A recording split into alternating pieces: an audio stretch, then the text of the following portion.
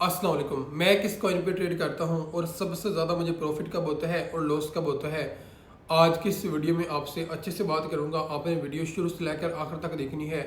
देखिए, ये सवाल बहुत ज़्यादा ज़रूरी है कि मैं सबसे ज़्यादा किस कॉइन पे ट्रेड करता हूं या सबसे ज़्यादा मुझे प्रॉफिट कब होता है और सबसे ज़्यादा लॉस कब होता है।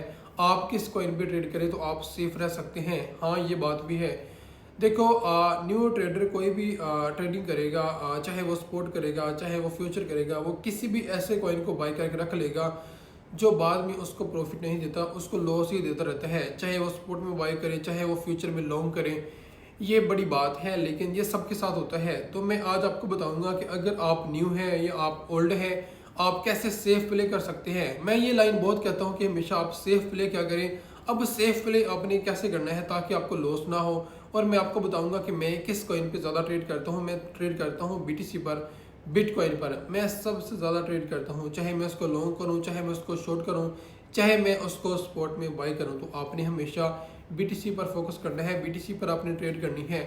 अब इसकी रीज़न क्या है कि मैं बीटीसी पर ट्रेड क्यों करता हूँ। देखें, बीटीसी के अलावा जितने कॉइन्स हैं, अल्ट कॉइन्स हैं, तो मैं उनको देखना भी कभी कभार पसंद नहीं करता। हाँ, स्टेबल कॉइन्स हैं जिनमें XRP, सोलाना, सुई, उसके बाद इथेरियम, कुछ ऐसे कॉइन्स हैं मैं जिन पर कभी कभार ट्रेड ओपन कर लेता हूँ। लेकिन मैं सबसे ज़्यादा अगर आज की बात करूँ, 2025 के नवंबर की बात करूँ, तो मैं सबसे ज़्यादा ट्रेड कर रहा हूँ बीटीसी पर। उसकी कुछ रीजंस है। देखें, रिसेंट आपने 11 अक्टूबर को जो मार्केट में डंप देखा, बीटीसी जब 1,01,000 को टच करा, मेरी हालांकि ट्रेड ओपन थी, मैं तो प्रॉफिट में था। लेकिन मैं ये सोच रहा था कि बीटीसी कैसे अचानक गिरा, इतना ज़्यादा डंप। लेकिन ये तो नहीं था ना कि बीटीसी 50,000 पर आ गया, 60,000 पर आ गया, वहाँ से बीटीसी रिकवरी कर चुका था। लेकिन उसके दूसरे देखें, उसकी निस्बत सुई को देखें, XRP को देखें, सुई कितना नीचे आ गया था, $0.5 पर आ गया था, उसने $0.5 को टच करा। और जितने लोगों ने लॉन्ग ओपन की होगी, किसी की लिक्विडेशन $1 पे होगी, किसी की 2 पर होगी, किसी ने 0.70 पर रखी होगी और वो भी लिक्विडेट हो चुका होगा। मैं इसी वजह से इन कॉइन्स पे ट्रेड ओपन नहीं करता। मैं हमेशा रहता हूँ बीटीसी पर, और मेरी हमेशा लिक्विडेशन 40-50 हज़ार डॉलर दूर होती है।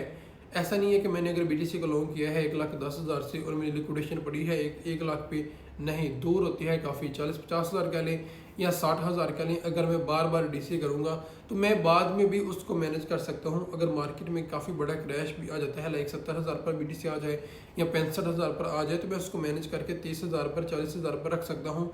ये सारी चीज़ें मुझे कब पता होती हैं? ट्रेड ओपन करने से पहले। सेम आपने ऐसे सोचना है।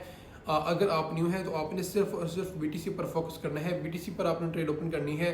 और अगर आप लॉन्ग कर रहे हैं तो या शॉर्ट कर रहे हैं, आपकी 40 से 50 हज़ार डॉलर लिक्विडेशन दूर हो। और ये बात आपके माइंड में हो कि अगर मार्केट में किसी भी तरह का अनप्रडिक्टेबल डंप या क्रैश आ जाता है, तो आप कैसे अपने आप को मैनेज कर सकते हो, अपने रिस्क को आप कैसे मैनेज कर सकते हो। अगर आप अपना रिस्क मैनेज करना सीख गए तो आप समझो कि प्रॉफिटेबल ट्रेडर बन सकते हो। और सबसे ज़्यादा ट्रेड करें बीटीसी पर। अगर आपने बाय एंड सेल करना है स्पोर्ट में, तो भी आपने बीटीसी पर फोकस करना है। देखिए, इस मार्केट के अंदर आपने हमेशा सेफ प्ले करना है। अगर आप जल्दबाजी करेंगे, अगर आप लालच करेंगे, अगर आप होशियार बनेंगे, चालाक बनेंगे, तो आप अपना सारा कुछ खो दोगे। बेशक आपके पास जितना भी फंड है, आपके पास 10,000 है, आपके पास 20,000 डॉलर फंड है, जितना भी आपके पास फंड है, अगर आप बड़े स्कैल्पर बनोगे या आप जल्दबाजी करोगे, तो एक दिन ऐसा आएगा कि आपका अकाउंट लिक्विडेट हो जाएगा।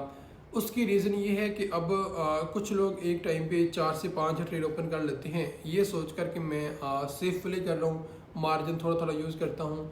ठीक है, आप अगर अपने फ़ंड के हिसाब से अगर आपको ये चीज़ समझ में आ चुकी है कि हाँ, मैंने 4 से 5 ट्रेड ओपन की हैं, अगर मार्केट 20,000 डॉलर बीटीसी गिरता है तो भी आप सेफ़ हैं, तो आप ऐसे सेफ प्ले करें।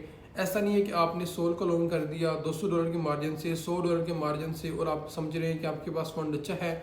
अगर उसको भी आप 2 से 3 दफ़ा डीसी करोगे तो आपका वही मार्जिन $400 पर, $300 पर पहुंच जाएगा। तो ये बातें आपने सोचनी है ट्रेड ओपन करने से पहले। अगर ये बातें आपके माइंड में हो तो आपको कभी लॉस नहीं हो सकता। लॉस की रीज़न हम खुद बनते हैं। मैं समझता हूँ कि हम खुद चाहते हैं कि हमारा लॉस हो, वो इसलिए क्योंकि हम जब भी ट्रेड ओपन करते हैं ये सारी चीज़ें नहीं सोचते कि आपने डीसीए कब करना है। आपने अगर स्पॉट में बाइंग करनी है तो आपने पार्ट्स में बाइंग करनी है। पहली दफ़ा आपने कहाँ से एंट्री ली, दूसरी कहाँ से लेनी है, तीसरी कहाँ से लेनी है, चौथी एंट्री आपने कहाँ से लेनी है। ये सारी चीज़ें आपके माइंड में होनी चाहिए। अगर ये सारी बातें आपके माइंड में नहीं है तो आप लॉस कर दोगे। देखो, जिस इंसान को यही नहीं पता कि आपने डीसी कब करना है, या आपने स्टॉप लॉस कहाँ लगाना है, या आपने तीसरी एंट्री करनी भी है या नहीं करनी, मार्केट की सिचुएशन कैसी है, तो वो सारा कुछ लॉस कर देगा। ये बातें आपने हमेशा याद रखनी है। अगर आपने सेफ प्ले करना है, अगर आप न्यू हैं, तो आप सिर्फ और सिर्फ बीटीसी पर फोकस करें। और मेरी आपसे ये भी रिक्वेस्ट है कि जब भी आप ट्रेड ओपन करते हैं, अपनी लिक्विडेशन आप ज़ीरो पर रखा करें, ताकि एक ऐसी सिचुएशन आप पर ना बन जाए जैसे रिसेंट क्रैश के अंदर बनी। लोग अपना फ़ंड अरेंज कर रहे थे, फ़ंड डालने लगे थे बाइनांस के अंदर, अपनी एक्सचेंजेस के अंदर, वहाँ पर उनका फ़ंड ही नहीं ऐड हुआ, एक्सचेंजेस काम नहीं कर रही थी, स्टक हो चुकी थी सारी। तो ये भी एक वैसे नया सीन देखने को मिला कि किसी भी एक्सचेंज के अंदर अगर आप फ़ंड ऐड कर रहे थे, सबसे ज़्यादा जो मैंने देखा है और मेरे साथ हुआ है, जो मैंने सुना है, वो है बाइनांस, जिस पर मैं अगर मैं भी फ़ंड ऐड कर रहा था, मैंने कहा चलो कुछ और बाई कर लें, अच्छी एंट्री बन जाएगी तो स्पोर्ट में। लेकिन मैं जब फ़ंड ऐड कर रहा था तो वो फ़ंड ऐड नहीं हो रहा था, वो तरह तरह के इश्यूज आ रहे थे। जब मार्केट रिकवरी कर चुकी थी, उसके बाद उस एक्सचेंज ने काम करना शुरू किया। तो हमेशा आप सेफ प्ले क्या करें। आप ये बात भी वैसे आपके लिए एक सबक थी जो रिसेंट क्रैश के अंदर बनी कि एक्सचेंजेस काम नहीं कर रही थी। तो ये बात हमेशा याद रखना कि अगर मार्केट के अंदर कोई बड़ा क्रैश आ जाता है तो आपने सबसे पहले अपना रिस्क मैनेज करना है, वो ना हो फिर आपको बाद में टाइम ना मिले।